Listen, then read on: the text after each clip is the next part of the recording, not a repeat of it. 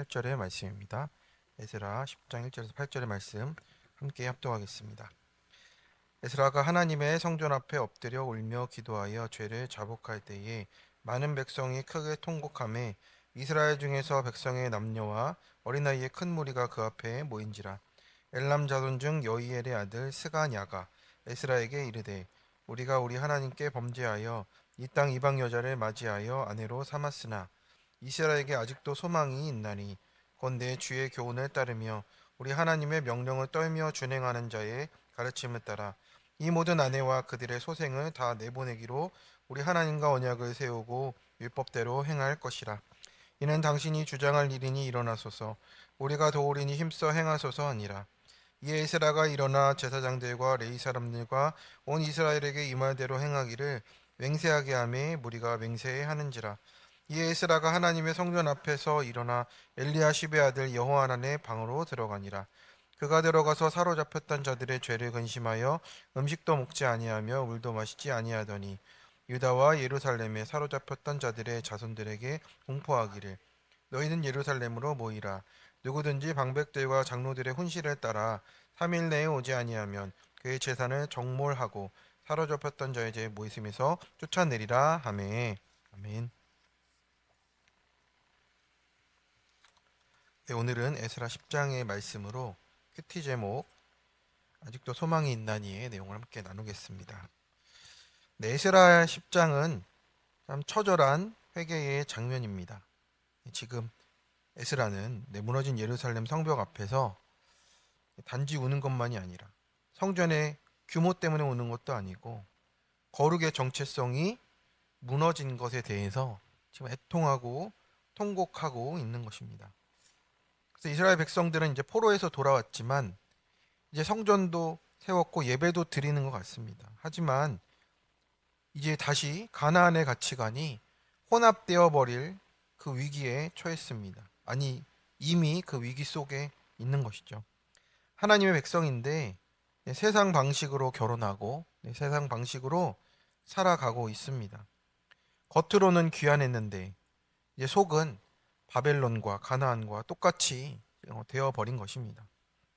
그런데 오늘의 제목이 무엇입니까? 아직도 소망이 있나니입니다. 왜 소망이 있겠습니까? 우리가 완벽해서가 아니고 죄가 없어서가 아니라 죄를 안 지어서가 아니고 하나님 말씀 앞에 울 줄 알고 돌이킬 줄 알고 말씀 앞에 다시 무릎 꿇게 될 수 있기 때문에 소망이 있는 겁니다. 그러니까 소망은 하나님께 있는 거예요. 그러니까 회개는 망한 인생의 끝이 아니고 하나님이 개입하시는 시작이 되는 겁니다. 그래서 오늘 말씀을 통해서 하나님이 주시는 소망이 무엇인지를 깨달아 가고자 합니다. 첫째로 내 죄를 깨닫고 말씀대로 돌이키는 것이 소망입니다. 우리 1절에 보면 에스라가 하나님의 성전 앞에 엎드려 울며 기도하여 죄를 자복할 때에 많은 백성이 크게 통곡하며 이스라엘 중에서 백성의 남녀와 어린아이의 큰 무리가 그 앞에 모인지라라고 합니다. 에스라는 지금 그들의 죄를 가지고 어떻게 하고 있습니까? 분석하고 그들을 판단하고 이런 게 아니라 그 공동체의 죄를 자기의 죄처럼 끌어안고 오는 것입니다. 지도자의 회개가 공동체를 살린다라고 말씀하고 있는 겁니다. 그런데 중요한 것은 에스라가 어떻게 했습니까? 울었다라는 거예요. 죄를 지었는데도 아무렇지 않은 것이 가장 무서운 상태라고 어제도 말씀을 드렸습니다. 죄에 대한 감각이 무뎌져 있는 것이 가장 큰 문제라고 하는 거예요. 이스라엘과 그 예루살렘이 어떻게 회복되고 있는 겁니까? 그런데 그것에 대한 아무런 감각이 없는 거예요. 그래서 에스라는 통곡을 하는 겁니다. 말씀으로 죄가 보이기 때문에 그래요. 죄가 보이고 그 결과가 어떤 것인지 우리가 알기 때문에 그렇습니다. 말씀을 가까이 하면 남의 죄보다 내 죄가 먼저 보이고 남의 죄도 내 죄처럼 여기게 되는 마음이 생기는 거예요. 그래서 울게 되는 겁니다. 저도 이제 우리 집 교회 있을 때 목장에서 보면은 우리 목원들이 말도 안 되는 일을 가지고 성도들을 목자님을 공격해요. 목자님은 너무나 억울하죠. 그런데 그 목자가 어떻게 합니까? 무릎 꿇고 빕니다. 내가 잘못했다 해요. 목원들은 다 알아요. 나머지 목원들은 다 압니다. 목자님 죄가 없는데. 하지만 그 한 목원 위에서 그냥 우는 거예요. 그리고 무릎 꿇고 밤에 찾아가고 그 집 앞에 엎드려서 무릎 꿇고 잘못했다고 말을 합니다. 그래야 그 성도가 듣더라고요. 오늘 2절에 스가랴가 놀라운 고백을 합니다. 우리가 우리 하나님께 범죄하여 이방 여인을 맞이하여 아내로 삼았으나 그러나 이스라엘에게 아직도 소망이 있나니라고 합니다. 그 스가랴의 고백을 보면 어떻습니까? 죄를 인정하는 사람이 남아 있어요. 그 죄를 인정하고 변명하지 않는 것을 봅니다. 그러면서도 이제 하나님의 언약 안에 있는 소망을 말하는 거예요. 우리가 소망을 말할 때 소망이 있을 거야. 단순히 어떤 희망이 있을 거야 라는 막연한 희망이 아니고 하나님의 언약 때문에 소망이 있는 겁니다. 죄를 인정하고 가면 하나님이 돌이켜 봐주신다라는 거예요. 세상은 내 잘못 인정하면 끝이라고 말합니다. 그러나 복음은 죄를 인정할 때부터 시작된다라고 말하는 겁니다. 하나님은 그래서 실패한 사람을 버리지 않으시고 회개하지 않는 사람은 이제 어떻게 하십니까? 그냥 흘러가게 두실 때가 있습니다. 우리의 인생의 결론은 죄가 아니라 죄를 인정하지 않는 교만이 끝까지 남아있다라는 뜻입니다. 그래서 오늘 스가랴는 어떻습니까? 죄를 숨기지 않았습니다. 우리가 범죄했습니다 라고 고백을 하는 거예요. 여기에 소망이 있습니다. 우리도 마찬가지입니다.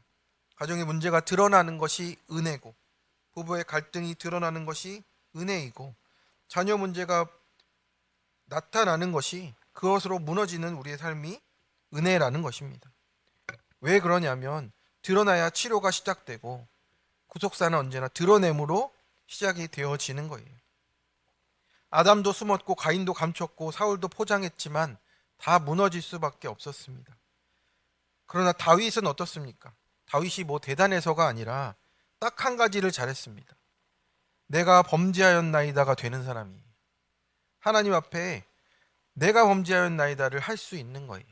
다른 사람의 죄를 가지고도 내가 범죄하였나이다가 돼야지 공동체가 사는 겁니다. 그 무너진 영혼이 사는 거예요. 병원에 가서 아픈 곳을 말해야 치료가 시작되듯이 괜찮습니다만 반복하면 병을 더 키워가는 겁니다. 우리의 영혼도 마찬가지예요. 하나님이 우리에게 오늘 묻습니다. 내가 정말 내 모습을 보고 있느냐?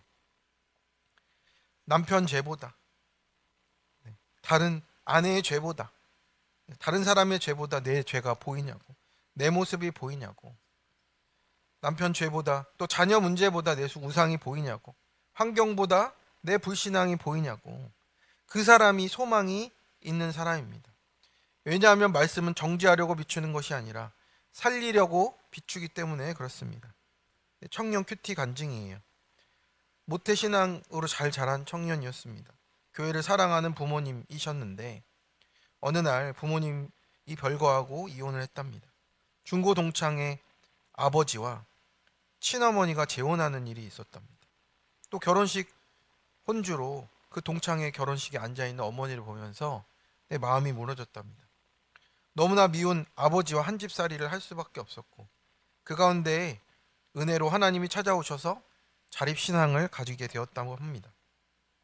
새가족부 교사로 이제 쓰임을 받으면서 내 삶을 나누면 새가족들이 마음을 열고 삶을 나누는 것을 보며 하나님께 참 감사하다. 내가 약재료로 쓰임에 감사하고 살았습니다. 하지만 이게 매주 반복되니 어느 날은 내가 모르는 사람인데 저 사람에게 얘기를 해도 될까? 내 이야기를 하지 말까? 나누어야 되나? 이런 생각이 들었답니다. 어느덧 지체를 향한 사랑 없이 사연들을 방패 삼아서 하나님께 엎드리지 못했구나. 이런 회개가 되었다고 이 청년이 이렇게 고백을 하고 있습니다. 무심하고 악한 마음을 이렇게 회개한다고 이렇게 간증을 하였습니다. 그렇습니다. 참 하나님의 은혜로 그 약재료로 이렇게 주셔서 살아나고 했는데 결국에는 우리가 또 우리의 이유로 우리의 핑계로 숨기고 있을 때가 있습니다. 괜찮습니다 할 때가 있습니다. 하지만 그 말씀을 통해 우리가 정죄하려는 것이 아니라 살리려고 비추는 것임을 우리가 계속 붙잡고 가야 된다라고 하는 겁니다. 그래서 우리가 오늘도 신앙생활 하지만 마음속에는 세상과 타협하는 이런 문제가 있습니다. 또 숨기며 살려고 하는 이런 죄악들이 있습니다.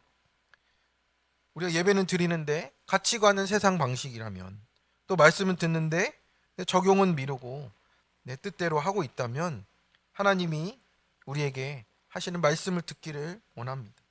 우리가 기도하여 죄를 자복하며 나가야 하고, 정말 스가랴처럼 우리가 정말 하나님 앞에 소망이 있다고, 그 소망이 하나님께만 있다고 우리가 고백하며 내 죄를 범죄하였나이다 고백하는 우리가 되기를 원합니다.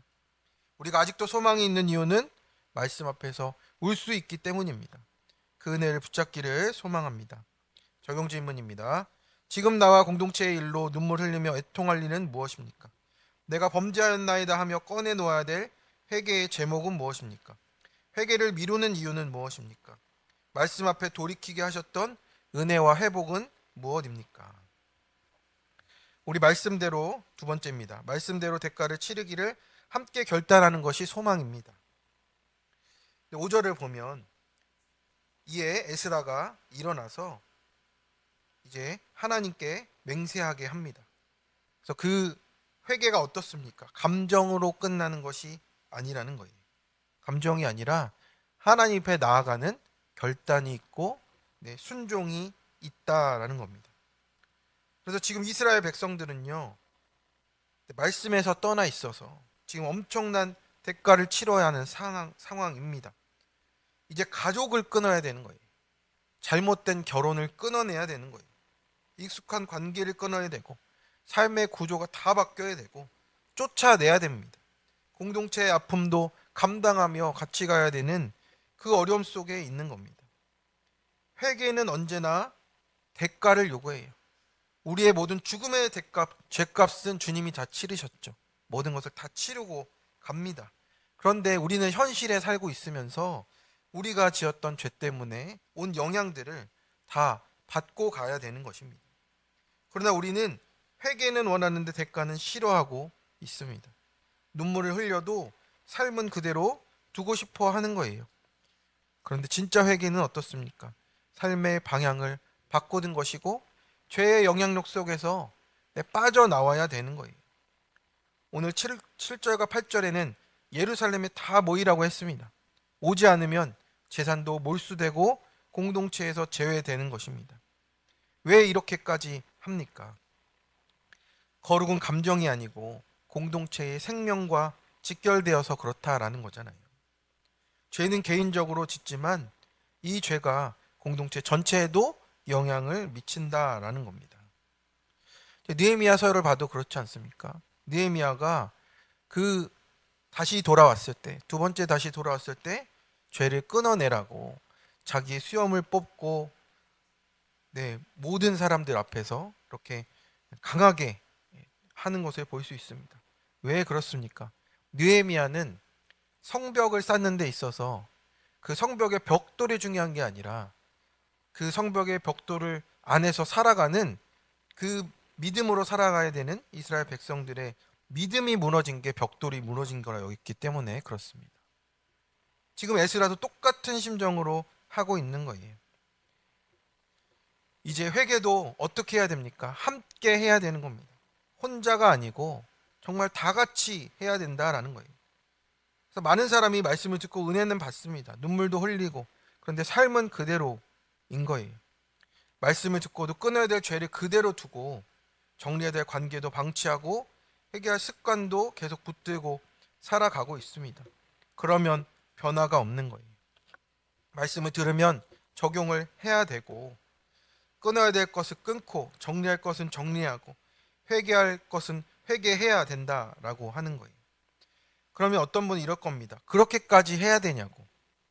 그런데 십자가가 원래 그렇게까지 하는 거라고 말씀하십니다.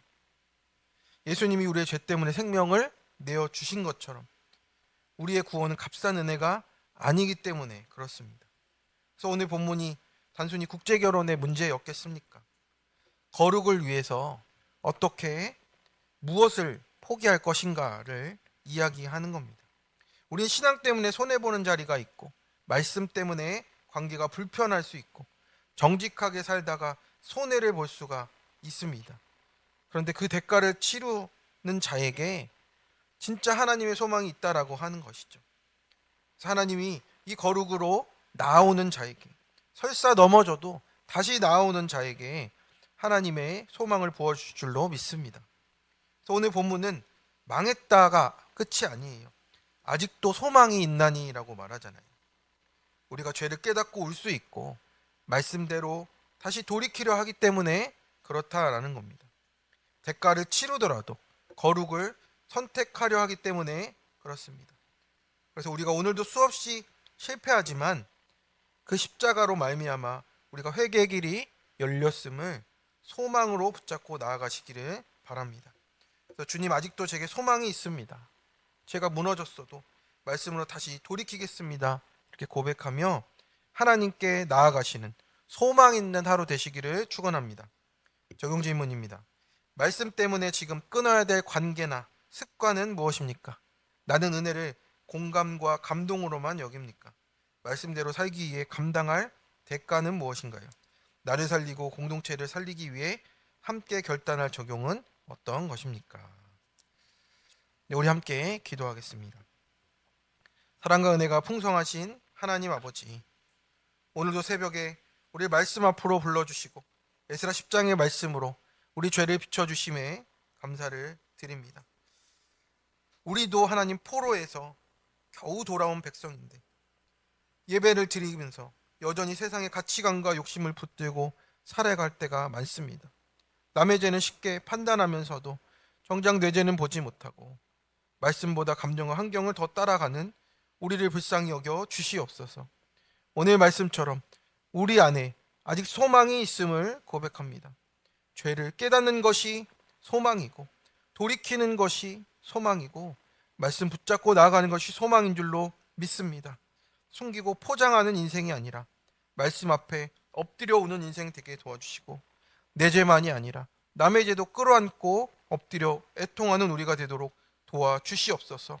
회개를 감정으로 끝내지 않게 도와주시고 삶의 순종으로 나아가도록 끊어야 할 죄를 끊게 하시고 정리할 것은 정리하며 손해를 보더라도 말씀 편에 서는 우리가 되도록 주님 도와주시옵소서. 하나님, 오늘도 아직도 소망이 있나니 라고 우리 가운데 말씀하셨습니다. 우리 부르신 가운데 회개가 살아있게 하시고 말씀의 적용이 살아있게 하시며 우리가 타협하지 않고 거룩한 우리의 삶을 주님께 드리도록 인도하여 주시옵소서. 오늘 하루도 우리의 발걸음을 지키시며 말과 행동과 생각 가운데 성령으로 동행하시는 우리의 은혜가 있게 도와주시고 우리의 소망 되시는 우리 주 예수 그리스도의 이름으로 기도드립니다. 아멘. 함께